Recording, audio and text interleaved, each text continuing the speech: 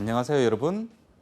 국가공인 자격증 전산세무 2급 과정, 오늘은 24번째 시간인데요. 오늘 학습할 내용은 가세표준 계산에 대해서 살펴보고자 합니다. 자, 오늘부터는요, 우리가 소득세를 계산하는 데 있어 가지고 이제 절차상에 관련된 법령들을 살펴볼 건데요. 이번 차시부터 또 중요한 내용들이 나오기 때문에 여러분들 잘 들어주시기 바랍니다. 첫 번째로는 우리 결손금과 2월 결손금에 대해서 우선 학습을 해보도록 할게요. 자, 결손금, 2월 결손금 비슷한 말이죠? 자, 그런데 비슷하지만 다른 개념을 가지고 있습니다. 한번 보도록 할게요. 결손금이란 사업자가 사업소득금액을 계산할 때, 자, 우리 사업소득금액 어떻게 계산했죠? 그렇죠. 사업 총수익 금액에서 필요경비를 차감하게 되면 우리 사업소득금액이라고 이야기를 한다. 그죠? 자, 이렇게 계산할 때 해당 가세기간에 필요경비가 총수익 금액을 초과하는 경우, 그 초과하는 금액을 의미를 합니다. 그러니까 해당 가세기간의 필요경비 초과 금액을 결손금이라고 이야기를 하는 거예요. 해당 가세기간에 발생한 것을요. 자, 이러한 사항인 거죠. 사업 총수익 금액보다 필요경비가 더 많다는 거죠. 자, 이 상태를 보고 우리는 적자가 났다고 한다, 그죠? 또는 순이익이 마이너스 났다고 한다, 그죠? 어떤 상황에 따라 가지고 뭐 경기가 안 좋거나 뭐 그래가지고 우리 지금 적자를 보고 있는 상태인데, 그 적자 금액을 결손금이라고 하는데, 이 결손금은 해당 가세 기간에 발생한 것을 의미합니다. 2월 결손금이란 당기 이전 가세 기간에 발생하여서 해당 가세 기간에 공제되지 않고, 이 해당 가세 기간이 결손금이 발생한 가세기간을 의미한다, 그죠? 공제되지 않고 당기로 이월되어 온 결손금을 의미합니다. 자, 그러니까 결손금은 해당 가세기간에 발생을 한 거고요. 이월 결손금은 정기 이전에 발생한 것을 이야기를 합니다. 결국에는 이 결손금이 차기로 넘어간다면 2월 결손금이 되겠다, 그죠? 자, 그래서 이 결손금, 2월 결손금 어느 시기에 발생을 했는지를 여러분들이 용어로 구분을 해 주셔야 됩니다. 이런 결손금과 2월 결손금은요, 우리가 소득금액에서 공제를 해주고 있습니다. 제가 앞선 시간에 이렇게 얘기 드린 적이 있었어요. 국가 입장에서 사업자가 사업이 잘 돼가지고 이익이 났을 때, 그때 가세를 하게 돼 있죠. 그럼 손실이 났잖아요. 근데 그 손실이 난 해에는 뭐 가세 재원 자체가 없으니까 넘어간다 손 치더라도, 이익이 난 해당 연도에 당연히 형평성을 고려해서 결손이 난 그 해당 연도의 결손금을 이익이 난 해에 소득금액에서 차감을 해줘야 되는 거잖아요. 그 이유는 그렇습니다. 원래 원칙적으로는요, 우리 소득세는 딱 한 번만 가세하는 게 맞습니다. 언제요? 처음에 사업 개시일로부터 사업을 폐업할 때까지, 그 기간이 10년이든 20년이든 딱 한 번만 가세를 해야 되겠죠. 그게 소득세잖아요. 왜냐하면 최종적으로 그 사업을 하지 않을 때, 그때 비로소 실제로 사업을 운영하면서 이익이 났는지 또는 손실이 났는지 알 수 있으니까요. 그런데 그렇게 된다면 조세로 국가를 운영하는 국가 입장에서는 너무 오랜 시간 동안 그 조세 채권을 확보할 수 없기 때문에 인위적인 과세 기간을 설정을 한다는 거죠. 그 인위적인 과세 기간이 1월 1일부터 12월 31일까지인 거죠. 그래서 매년 단위로 과세를 하게 되는데 이럴 때 플러스 내년도, 마이너스 내년도를 통산하게 되면 결국에는 기간을 늘어뜨렸을 때 사업 개시일부터 그리고 사업 끝날 때까지의 통산한 거랑 마찬가지 결과가 나오겠지요. 그래서 이런 결손금과 이월 결손금을 공제를 해주고 있는 거예요. 우선 결손금에 대해서 결손금 공제에 대해서 볼 거고요. 그런 다음에 2월 결손금 공제에 대해서 볼 거예요.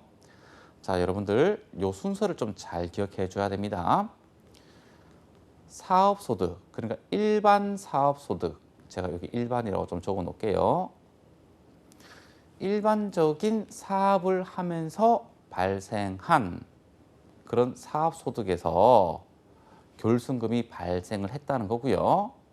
그리고 요 밑에 임대소득은요, 우리 부동산 임대소득에서 발생한 결손금을 의미를 하는 겁니다. 우선 이 사업소득에서 발생한 결손금과 그리고 부동산 임대업에서 발생한 결손금을 구분해서 공제를 해줘야 됩니다. 이 부동산 임대업에서 발생하는 소득도 사실은 사업소득의 일종이죠.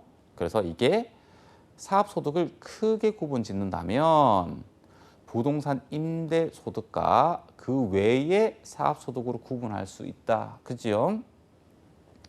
자, 이런 일반적인 사업소득에서 발생한 해당 연도에 발생한 결손금은요, 이러한 순서로 공제를 해주고 있습니다. 자, 첫 번째, 사업소득에서 일반적인 사업소득에서 결손이 발생했다.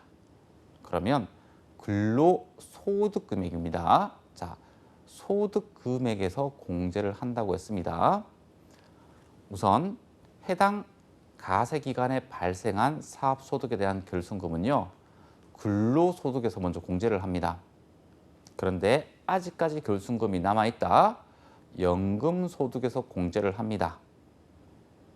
계속해서 차감을 했는데도 불구하고 결손금이 남아있으면 기타소득, 이자소득, 배당소득 이렇게 순서로 우리가 공제를 하고 있습니다. 그래서 여러분들이 이 순서를 암기를 해 주셔야 됩니다. 그래서 우리는 옛날에 공부할 때 이렇게 근, 연, 기, 이, 배 이런 식으로 앞글자를 따서 그렇게 암기를 했던 것 같아요. 자, 배당 소득금액까지 순서로 차감을 했는데도 불구하고 남아있는 결손금은요, 차기로 2월에 되겠다. 그죠? 그러면 그것을 우리는 2월 결손금이라고 이야기를 합니다. 자, 그런데 이 부동산 임대소득은 또 크게 두 가지로 구분이 됩니다. 자, 어떻게 구분되냐 하면, 자, 우리 주택 임대소득과 그 외 임대소득으로 구분을 하는 겁니다. 우리 주택 임대소득은요, 일반 사업소득으로 간주를 해가지고요, 자, 여기에 들어가는 겁니다. 그래서 주거용 건물 임대업은 일반 사업소득으로 봅니다. 따라서 주거용 건물 임대업을 운영하면서 결손금이 발생을 했다면 요 순서로 차감을 할 수가 있습니다. 하지만 반대로 주거용 건물 임대업 외에서 발생하는 임대소득과 관련한 결손금은요, 반드시 부동산 임대소득에서만 공제가 가능합니다. 여기서 말하는 부동산 임대소득에는 주거용 건물 임대업에서 발생한 사업소득은 제외가 되는 겁니다. 주거용 건물 임대업 외의 임대소득에 대해서만 공제 가능합니다. 결국은 주거용 건물 임대업 외에서 발생한 임대소득과 관련한 결손금은요, 부동산 임대소득에서만 공제 가능하다는 겁니다. 자, 그래서 여러분들 요 부분 어디서 공제를 하는지를 정확히 기억을 해 주셔야 됩니다. 이 임대소득에서 발생한 결손금도 차감할 임대소득이 없다면 다음 가세기간으로 이월됩니다. 그럼 이월 결손금이라고 이야기를 하겠지요. 자, 절대로 주거용 건물 임대업을 이 부동산 임대소득과 결손금과 결부를 지으면 안 됩니다, 여러분. 자, 2월 결손금이 이제 결손금이 차기로 넘어왔어요. 그러면 우리는 2월 결손금이라 한다, 그죠? 자, 그러면 어떤 순서로 하느냐? 자, 여기에 사업이 있잖아요. 사업. 자, 사업 소득 금액이라 이야기한다, 그죠? 이 사업 소득이 해당 사업연도의 사업 소득 금액이 될 겁니다. 그렇죠? 왜냐하면 이 2월 결손금은 당기 이전에 발생한 결손금을 의미하니까요. 그래서 당기에 사업을 해서 벌어들인 사업 소득 금액이 있다면 먼저 공제를 해라. 그리고 나서 요 위의 순서로 공제를 해라. 이렇게 법령이 되어 있습니다. 그래서 우리가 앞글자를 따서 사근연기 2배 뭐 이런 식으로 위역은 했었습니다. 하지만 이 임대소득, 그러니까 주거용 건물 임대업 외의 임대소득의 2월 결손금이라는 거죠. 이 2월 결손금은 반드시 임대소득에 대해서만 공제가 가능합니다.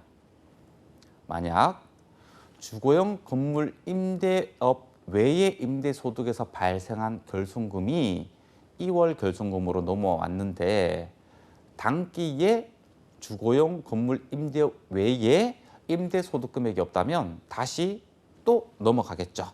아셨죠?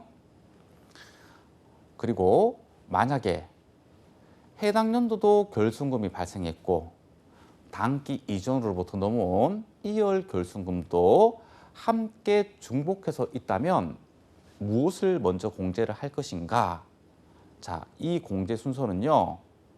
먼저 발생한 결손금이 아니고요.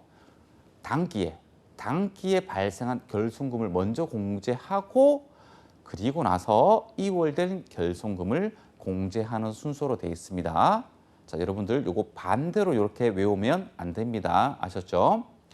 결손금 공제를 먼저 하고 그리고 나서 남은 소득 금액에 대해서 2월 결손금을 공제하는 순서로 되어 있습니다. 이러한 2월 결손금은요.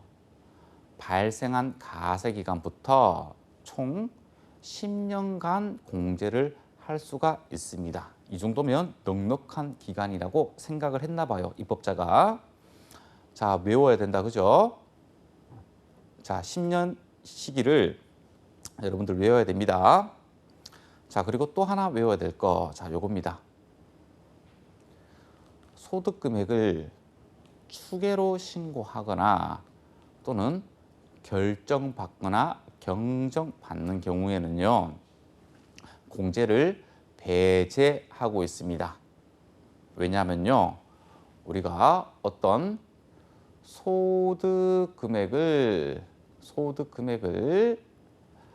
계산하려면 총수익 금액에서 필요경비를 차감해야 되거든요.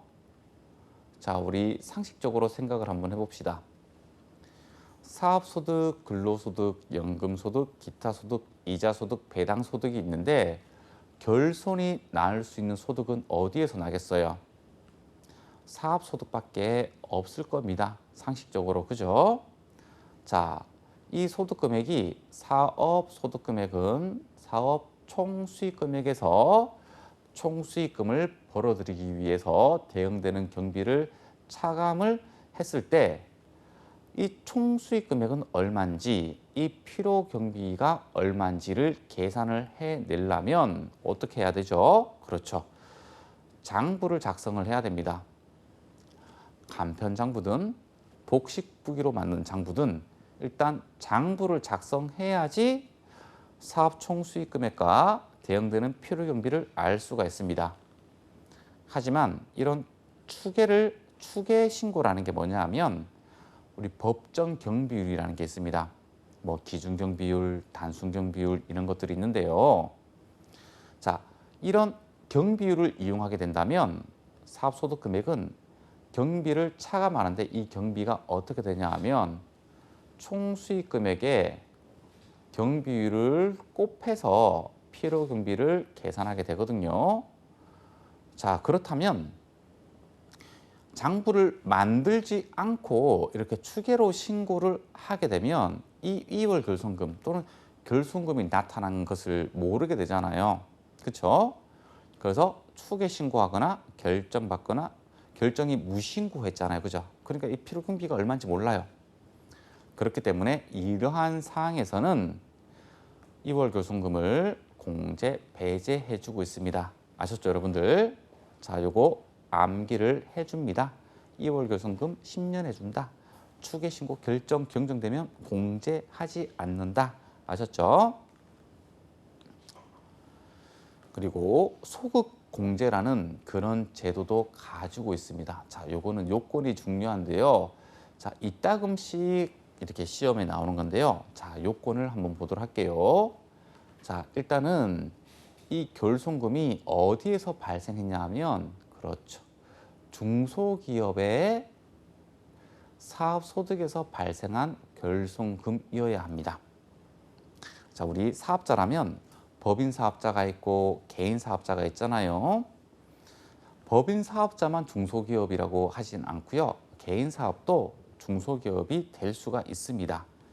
자, 이 기업은 법인 개인을 구분하지 않습니다. 그죠? 개인 사업자이면서 중소기업에 해당한다면 그리고 이런 중소기업에서 발생한 사업소득에 대한 결손금이라면 소극공제를 할 수가 있다는 말입니다. 그런데 임대소득은 제외됩니다. 아셨죠? 자, 우리나라에서는 세법에서 이 임대소득에 대해서는 자, 불로소득이라는 어떤 색안경을 보고 있거든요. 그래서 웬만한 어떤 혜택이나 이런 데서는 이 임대소득은 약간 거리가 좀 있는 거예요. 그리고 중소기업에서 발생한 결손금이어야 되고요. 자, 요거 신고 요건인데요. 결손금 발생 연도, 그러니까 당기다, 그죠? 자, 당기와 그 직전 연도, 자, 전기다, 그죠? 당기와 정기의 소득세 신고를요, 신고 기한 내에 적법하게 신고를 한 상태여야 합니다. 아셨죠? 일단은 적법한 상태로 신고를 한 상태여야 됩니다. 당기와 정기를요. 그리고 세 번째 요건이 직전 연도, 그러니까 작년이죠. 직전 연도에 납부한 세액이 존재해야 됩니다. 그래야지 소득 공제를 함으로써 우리가 전년도에 납부한 세액을 지금 환급받을 수가 있거든요. 자, 우리 결손금, 이월 결손금은 이렇게 되죠. 자, 여기서 발생을 했다고 하면 자, 앞으로 나가는 기간만 공제를 해 주는 건데 요 소득 공제 제도는요. 그 기간이 과거로 돌아가 버리는 거예요.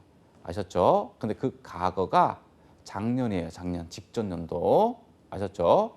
그래서 특별한 제도에 해당이 됩니다. 다시 말씀드립니다. 통상적인 결손금은 앞으로 다가오는 시기에 소득 금액에 대해서 공제를 해주는 건데 결손금의 소득 공제라는 제도는 작년에 어떤 납부세액에서 환급을 받을 수 있도록 이월 결손금을 차감하는 것을 이야기합니다. 그래서 당기와 그리고 작년에 소득세 신고를 적법하게 신고를 한 상태이어야 하고 그리고 작년에 납부한 세액이 존재해야지만 소득 공제를 받을 수 있는 상태가 됩니다. 마지막으로 이렇게 신고를 하면서 단기에 신고를 하면서 적법한 신고 기간 내에서 소득 공제 환급 신청을 하여야 합니다. 별도로 신청을 하여야 합니다. 하지만 그 신고서상에 부속 서류로 들어가 있겠죠. 자, 이러한 네 가지 요건을 모두 갖춘 상태가 된다면 작년으로 되돌아가서 소득공제 함으로써 납부한 세액을 환급받을 수가 있습니다. 이러한 환급세액은 이렇게 계산이 됩니다. 자, 1번 산식과 2번 산식의 작은 금액을 우리는 환급받을 수가 있습니다. 1번 산식은요, 자, 작년도에서 그 사업장에서 발생한 사업소득과 관련된 산출세액입니다. 산출세액. 그리고 이 산출세액을 계산하기 전에 소득금액을 집계할 때 거기서 소득공제를 해본 후 다시 산출한 세액을 차감하는 금액을 환급세액으로 주자라고 하는 게 1번입니다. 자, 2번 산식은요, 이거는 한도입니다. 한도. 이 금액 이상으로 주지 못한다고 하니까 산식이 미니멈 1번과 2번 중에 작은 것을 주겠다는 거죠. 이 한도는 직전 가세 기간의 사업장 종합소득 결정세액입니다. 자, 여러분들 소득세를 계산하는 산식을 보게 되면 자, 산출세액에서 각종 세액 공제라든가 하게 되면 결정세액이라고 부르는 거거든요. 이런 세액 공제를 하고 난 후에 이 결정세액 이상으로는 환급받지 말라는 겁니다. 아셨죠? 자, 작년 사업장의 산출세액에서 소득 공제를 하고 난 다음에 산출세액을 차감한 금액과 그리고 작년도의 결정세액 중 작은 금액을 환급세액으로 한다는 겁니다. 자, 이렇게 환급세액을 받고 나서요, 나중에 이러한 사항이 되게 되면 추징되는 어떤 법령도 있습니다. 어떤 거냐 하면 자, 환급을 받고 나서요, 결손금이 발생한 가세 기간에 경정으로 2월 결손금이 감소된 경우 자, 어떤 거냐 하면요. 자, 우리가 애초에 소득공제 받을 때 이때 소득공제를 할 때 자, 100원이라는 우리 결손금이 있어 가지고 소득공제를 적용했어요. 이렇게 100원. 그런데 경정, 그러니까 우리가 잘못된 신고가 들어간 거죠.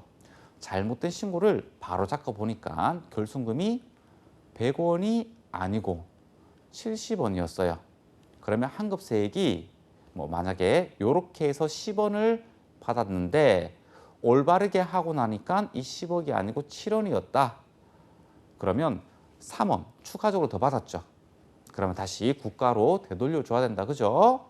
자, 그래서 되돌려주는 이 해당 세액하고 그리고 이자 상당액을 가산해 가지고 추징을 하는 제도입니다. 자, 소득공제 아셨죠? 굉장히 특별한 제도입니다. 중소기업만 해당이 됩니다. 자, 여러분들 잘 기억해 주기를 바랄게요. 자, 두 번째 주제입니다.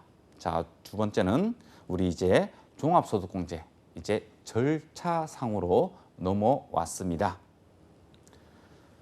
자, 우리 가세표준이 어떻게 계산되는지 우리 한번 볼게요. 자, 종합소득금액에서요, 소득공제를 차감하고 나면 우리는 비로소 그때 가세표준이라고 합니다. 그렇다면 종합소득은 우리 어떻게 계산하나요? 자, 우리 소득세법 첫 시간 기본 개념부터 각 소득별로 우리 개념 다 잡아봤다. 그죠? 이런 이자, 배당, 사업, 근로, 연금, 기타 소득금액의 합계를 종합소득금액이라고 합니다. 자, 소득금액이기 때문에 개별 소득별로 어떤 공제 또는 경비 이런 것들을 차감한 금액이다. 그죠? 그런 필요경비를 차감한 금액의 합계를 우리는 종합소득금액이라고 한다. 그죠? 그런데 여기에서 소득별로 비과세나 또는 분리과세 소득은 이 종합소득 금액과 완전히 무관합니다. 그죠? 자, 이렇게 종합소득 금액을 집계를 했으면요. 자, 오른쪽에 보이는 것처럼 이런 공제를 해줍니다. 그래서 우리는 종합소득공제라고 부릅니다. 자, 이렇게 종합소득 금액에서 종합소득 공제를 차감하고 나면 이제는 세율을 적용할 수 있는 준비 상태인 종합소득 가세 표준이 나옵니다. 종합소득 공제는 크게 두 가지로 구분하고 있습니다. 하나는 인적 사항을 고려하는 이런 인적 공제, 그리고 물적 공제, 이렇게 구분해서 소득 공제를 해주고 있어요. 인적 공제는 기본 공제와 추가 공제로 구성이 되어 있고요. 이 물적 공제는 연금보험료 공제, 특별소득 공제, 신용카드 소득 공제, 기타 소득 공제 이렇게 구분이 되어 있습니다.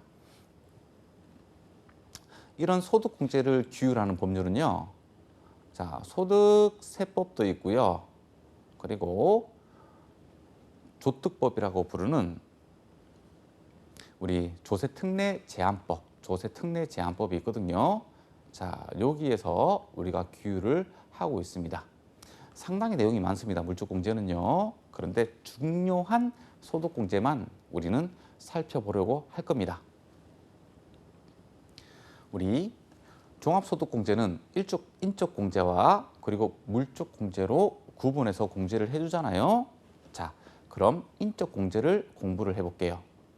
자, 이 인적공제는 우리 기본공제와 추가공제로 되어 있어요. 그죠? 자, 그 중에서 기본공제에 해당이 됩니다.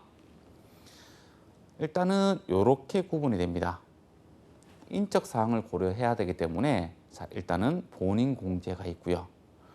배우자 공제가 있고요. 이렇게 하면 가족이 된다. 그죠? 그리고 부양가족 공제라는 게 있어요. 자, 무촌인 배우자와 촌수가 있는 우리 부양가족 공제. 그래서 우리 한 가족에 대해서 공제를 해주는 걸 의미한다. 본인 공제는 연말 정산을 하는 또는 학정 신고를 하는 그 납세 의무자 본인을 얘기하는 겁니다. 본인.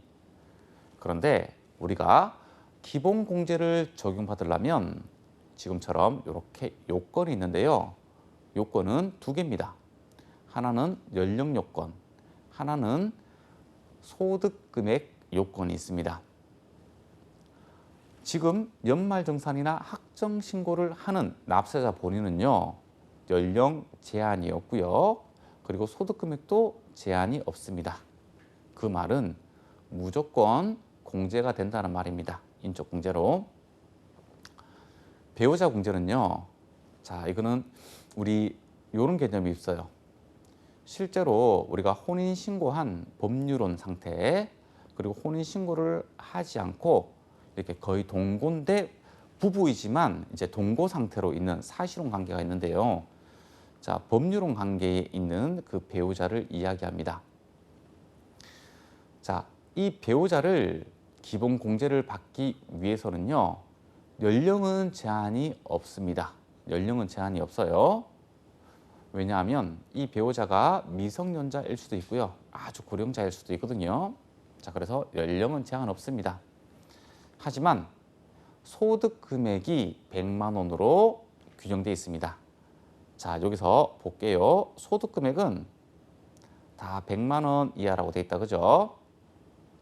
그래서 이 배우자는 소득 금액 요건만 해당이 되면 기본 공제를 받을 수가 있어요. 부양가족 공제는요. 자, 직계존소. 자, 직계존소. 이게 어떤 거냐면 이제 위로. 그죠? 이제 아버지, 어머니. 그러니까 본인의 아버지, 어머니. 그리고 직계비속. 이제 아래. 그죠? 본인의 이제 자녀들. 이렇게 되겠다. 그죠? 자, 그런데 배우자하고는 무촌이잖아요. 그래서 배우자의 직계존속도 포함이 되는 거예요. 자, 거기에다가 본인이 직접 낳은 친생자 외에 입양자도 실제로 자기가 부양을 하고 있다면 우리가 공제를 받을 수가 있고요. 그리고 형제 자매들 있죠. 형제 형제 자매들도 공제 대상자가 될 수 있습니다. 자, 요렇게 요 세 가지를 묶어서 볼게요. 자, 직계 존속.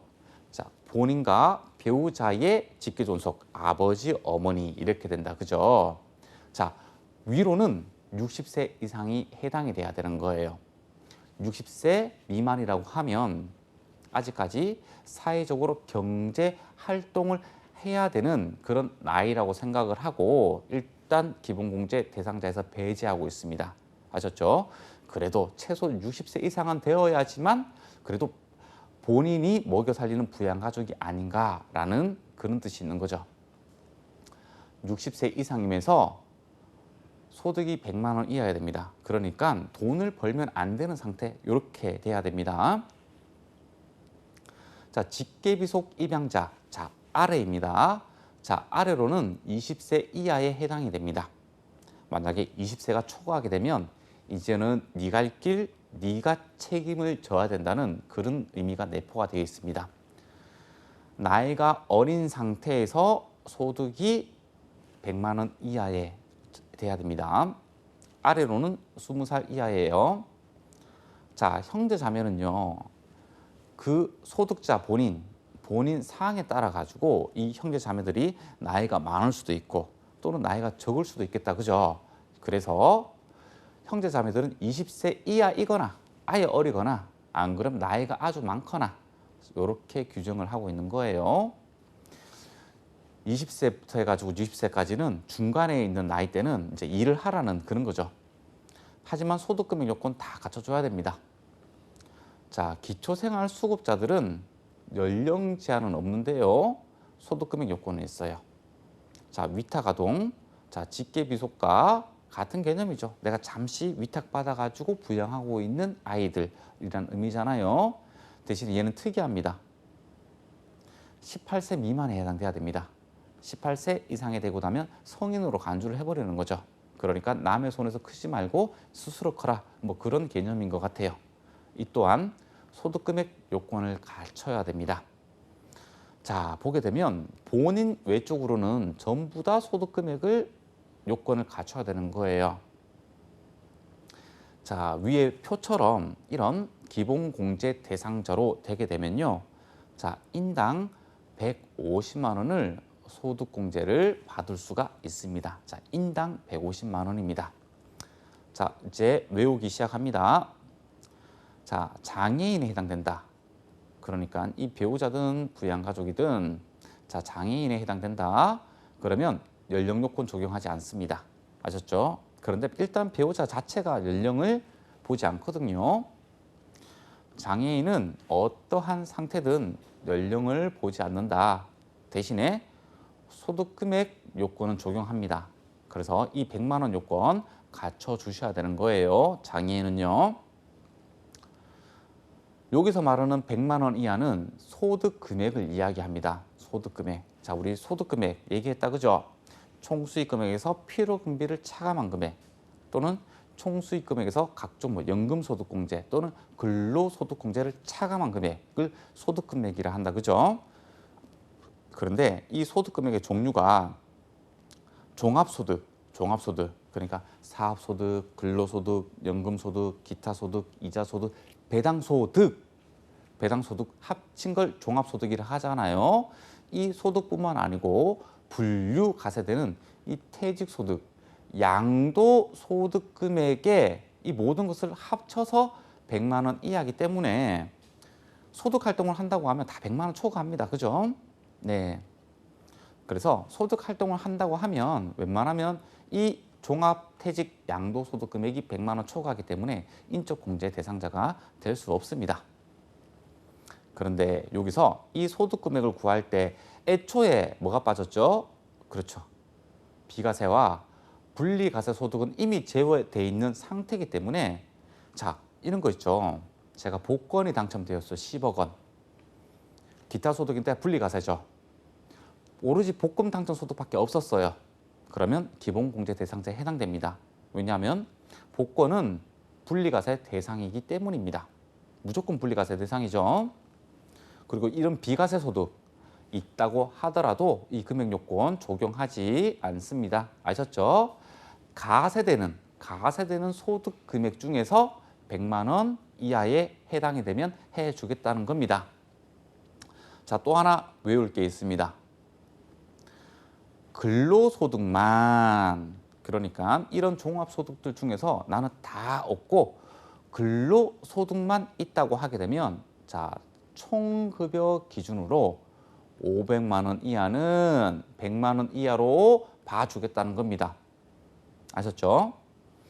근로소득만 있을 때에 적용이 되는 거고요. 근로소득에다가 다른 소득이 있다고 하면 다 합쳐가지고 100만 원 이하가 돼버립니다. 아셨죠? 요거 외워주셔야 됩니다. 그리고 우리 장애인 있잖아요. 장애인. 자, 이 집계 비속이 있는데요. 이 집계 비속의 배우자, 그러니까 며느리 이렇게 되겠다, 그죠? 원래 이런 며느리는 기본공제 대상자가 될 수가 없습니다. 제외됩니다. 그런데 손자와 그리고 그 손자의 며느리가 모두 장애인이면 가능하다는 겁니다. 아셨죠? 자, 이런 식입니다.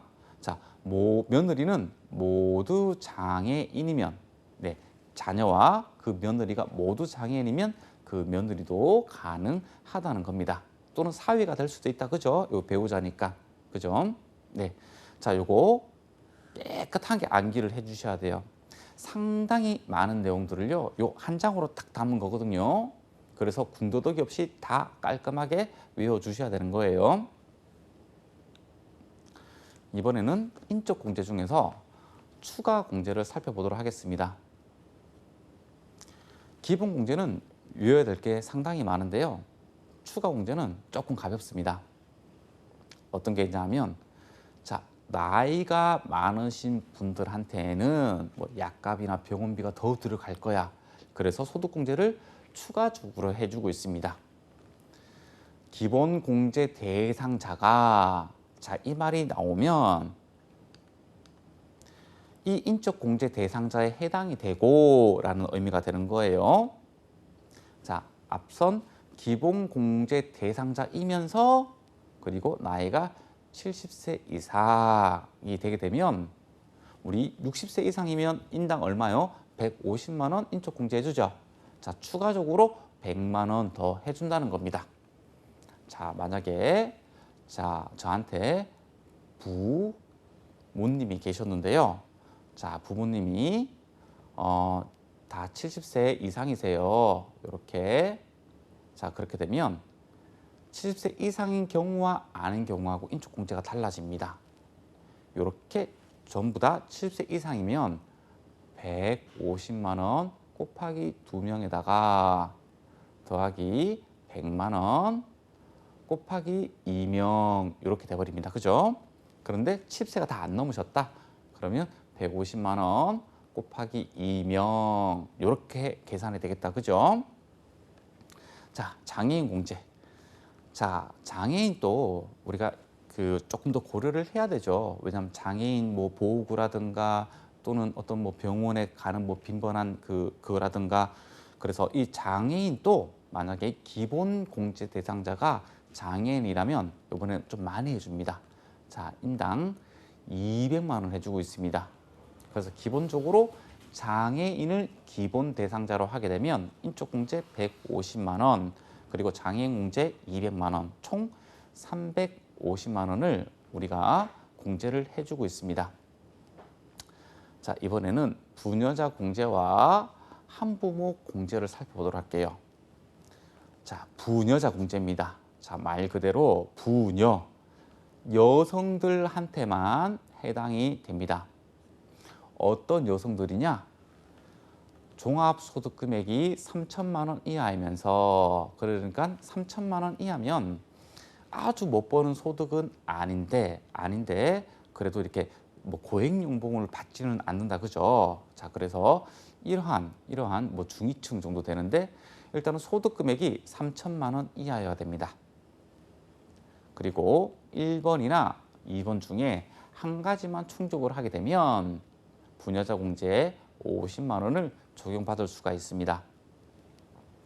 자, 소득 금액을 갖춘 상태에서 배우자가 없는 여성으로서, 자, 배우자가 없다면 뭐 사별을 했거나 이혼을 했을 수도 있다, 그죠?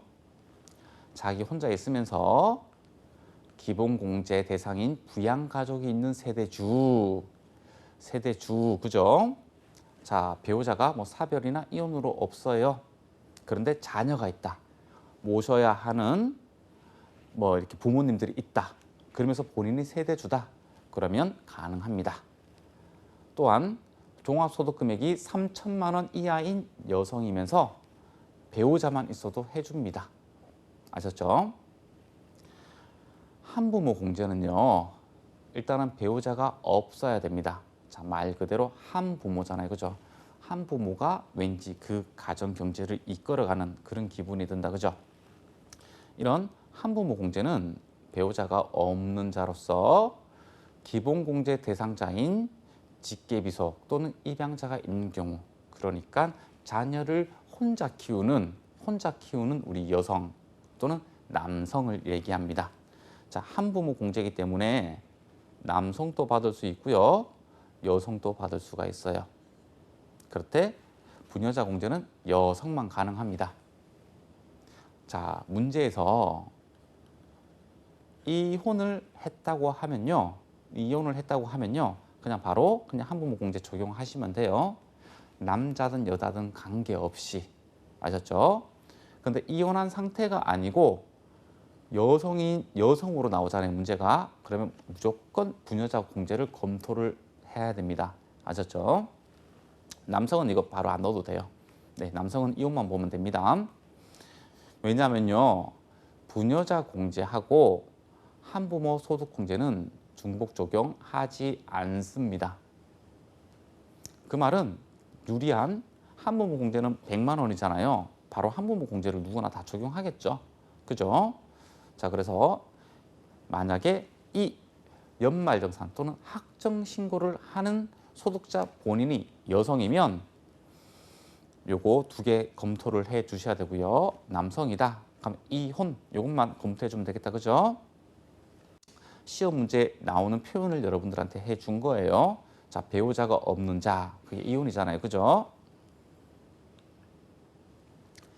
이러한 인적 공제 대상자 있죠. 자, 기본 공제 대상자로 어떻게 판정을 하고 언제를 기준으로 하느냐라는 거거든요. 자, 일단은 판정입니다. 자, 원칙으로는요, 자, 우리 주민등록표상 동거 가족에 돼야 됩니다. 그리고 현실적으로 생계를 같이 해야 됩니다. 그런데 우리가 살다 보면 여러 가지 일들이 생길 수가 있죠. 그래서 예외 규정을 두고 있습니다. 어떤 거요? 여기 1, 2, 3번의 경우는요, 실제 동거하지 않아도 생계를 같이 하는 것으로 봅니다. 원래 원칙은 생계를 같이 한다는 것은 동거를 하고 있다는 건데, 여기 첫 번째, 두 번째, 세 번째 사유에 해당하게 되면 동거를 하지 않더라도 같이 생계를 하는 것으로 본다는 겁니다. 어떻게 해요? 그 배우자, 왜냐하면 직업적으로 주말 부부일 수도 있잖아요. 그죠? 그리고 직계비속, 주말 부부인데 엄마랑 애들은 같이 있고, 그죠? 입양자는 직계비속이나 마찬가지니까. 그리고 치아, 그러니까 지방에 사는데 애 혼자 서울로 유학 와야 되는 경우, 질병의 요약, 유명한 어떤 요양병원이 뭐 시골에 있는 경우, 근무상, 아버지 혼자 직업상 어떻게 뭐 해외 파견에 가 있거나 또는 지방에 가 있는 경우, 그리고 사업상 형편 등으로 일시퇴거한 경우 생계를 같이 하는 것으로 봅니다. 그리고 주거 형편에 따라 별거하고 있는 직계존속, 이렇게일 수도 있어요. 자, 가까이는 사시는데요, 같은 주민등록표상에는 없을 수도 있어요. 그죠? 하지만 실제로 자녀분들이 부양을 하는 게 있습니다. 주말마다 가서 어머니를 본다든가, 그죠? 그래서 주거 형편에 따라서 집이 좁아서 뭐 이렇게 따로 별거하고 있더라도 이 직계존속 어머님, 아버님은 생계를 같이 하는 것으로 본다는 겁니다. 그러면 언제를 기준으로 우리 기본공제 대상자로 판단할 수 있는가? 원칙입니다. 항상 언제나 해당 연도 가세기간 종료일 현재입니다. 그게 언제겠어요? 12월 31일 기준입니다. 아셨죠? 하지만 예외적인 사유를 가지고 있죠. 만약 나의 기본공제 대상자 아버지나 어머니가 사망을 하셨다. 그러면 사망일 전일에 따릅니다. 그래서 2020년도에 사망을 하셨다. 그러면 2020년도 소득에 대해서는 2021년 5월 달에 우리가 확정 신고를 하죠. 또는 2월 달에 연말정산하죠. 그때 반영할 수 있습니다. 자, 장애가 치유되었다. 자, 치유일 전일 사항을 따릅니다. 그래서 해당 연도에 장애가 치유되었다. 자, 그런 시기를 이야기를 해주고 있습니다. 자, 연령입니다. 연령은 해당 가세 기간 중에 기준 연령에 해당하는 날이 하루라도 있는 경우에는 적용 가능합니다. 자, 우리 365일 중에 우리가 직계비속은 20세 이자였잖아요. 자, 요때 2020년도 365일 중에 하루라도 20세 이하인 날이 있으면 되는 겁니다. 그 말은 중간에 21살이 되었다. 괜찮습니다. 하루라도 있으면 됩니다. 그 이야기를 하고 있습니다. 자, 그래서 인적공제 대상자의 판정과 시기, 자, 종료일 현재 사항에 따른다. 사망일, 치유일 전일에 따른다. 요거를 조금 암기를 해 주셔야 됩니다. 이번에는 물적공제입니다. 자, 물적공제는요. 자, 연금보험료 공제, 그리고 주택담보노후연금 이자비용 공제 뭐 이런 것들이 있는데요. 자, 요거는 간단합니다. 어떤 거냐면 우리 연금보험료 공제는 우리 국민연금보험료 같은 것들 있죠. 요거 전액 해주는 겁니다. 자, 주택담보노후연금 요거 우리 영모기지 있죠. 그 사항인데요. 요거 200만 원 한도로 소득공제 해줍니다. 그리고 건강보험료, 장기요양보험료, 고용보험료 전액 해줍니다. 개인연금 저축소득공제인데요. 자, 요거는요. 2000년도 12월 31일 이전 가입분에 한해서만 해주는 겁니다. 불이익액의 40%나 72만 원 중 작은 금액을 우리 소득공제를 해주고 있습니다. 자, 간단하다, 그죠? 자, 그리고 제가 주택하고 관련된 거는 제가 여기 좀 싹 다 모아봤어요. 자, 주택 임차 자금입니다. 자, 우리가 어떤 주택을 임차할 때 어떤 전세 같은 걸로 들어갔다, 그죠?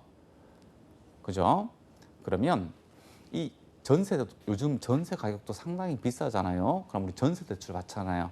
그걸 얘기하는 거예요. 일단은 무주택 세대주여야 한다. 자, 여기 갈로 쳐서 요건 충족 세대원이라고 하는 거는 뭐냐 하면요. 자, 소득자 본인이 하지 않더라도 요건을 갖춘 세대원이 받을 수 있다는 말입니다. 본인이 받지 않으면. 아셨죠? 무주택 세대주여야 됩니다. 그리고 국민주택 규모 이하여야 됩니다. 아셨죠? 국민주택 규모 이하여야 합니다. 자, 그리고 요게 주택이잖아요. 자, 오피스텔 가능합니다. 자, 오피스텔이 공부상으로는 어떻게 돼 있냐 하면요. 자, 업무용 시설로 되어 있습니다. 업무용 시설. 그런데 공부상은 업무용 시설이지만 실제로 이 오피스텔은 주거용으로도 사용 가능합니다.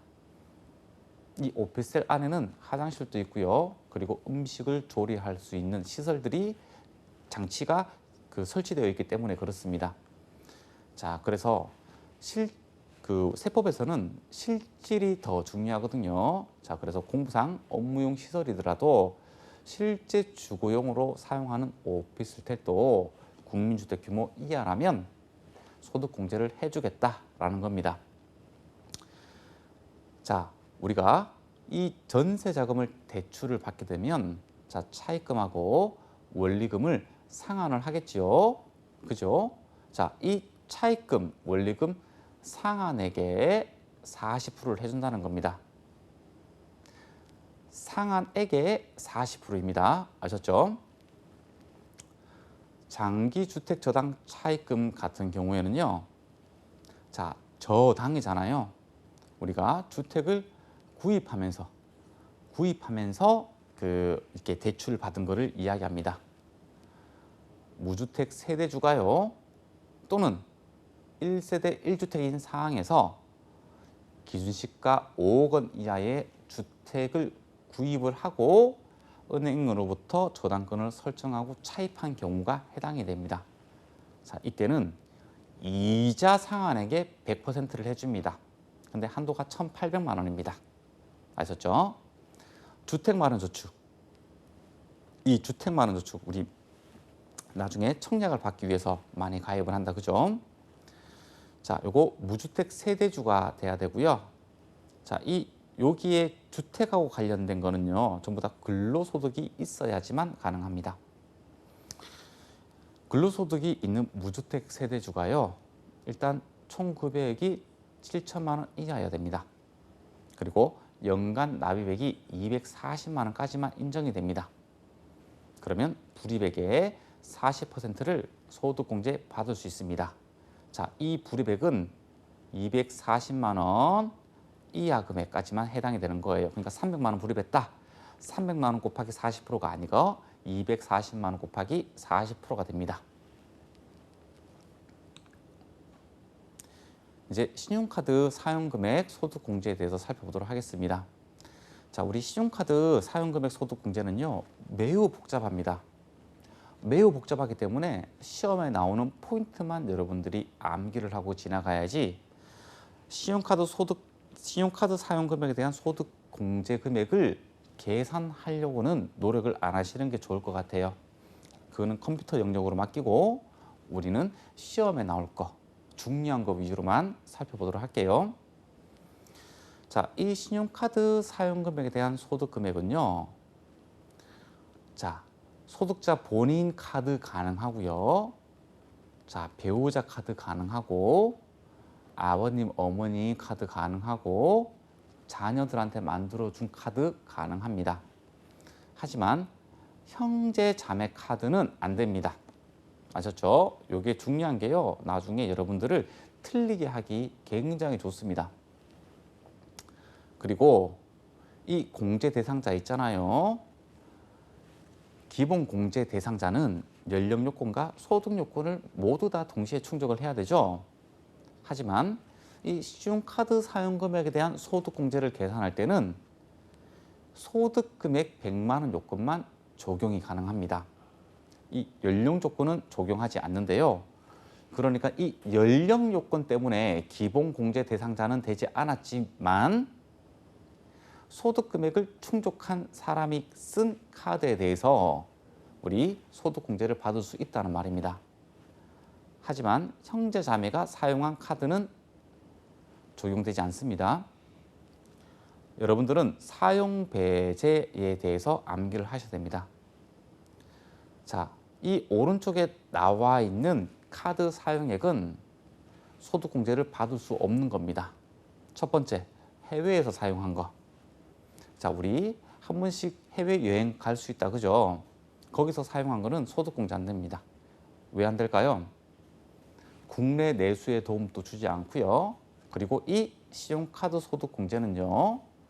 국내 가세 재원을 그러니까 가세 재원을 잡으려고 확보하려고 하는 제도이기 때문에 해외에서 사용한 거는 그 취지에 적합하지 않습니다.